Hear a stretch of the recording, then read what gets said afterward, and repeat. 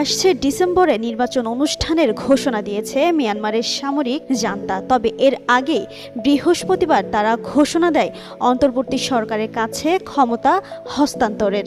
রাষ্ট্রীয় গণমাধ্যমে বলা হয়, 2021 সালের সামরিক অভ্যুত্থানের পর সেনাবাহিনীর হাতে যে ক্ষমতা হস্তান্তরের আদেশ জারি হয়েছিল তা বাতিল করা হয়েছে।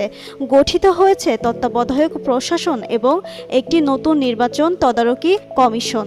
তবে ভারপ্রাপ্ত প্রেসিডেন্ট হিসেবে ক্ষমতায় এখনও থাকছেন সামরিক জান্তা প্রধান জেনারেল মিং অং লাইং।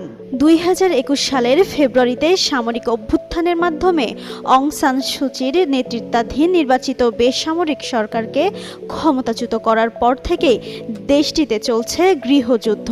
মানবাধিকার সংস্থা অ্যামনেস্টি ইন্টারন্যাশনালের তথ্য অনুযায়ী অভ্যুত্থানের পর এ পর্যন্ত সেনাবাহিনীর হাতে প্রাণ গেছে 6,000-এর বেশি।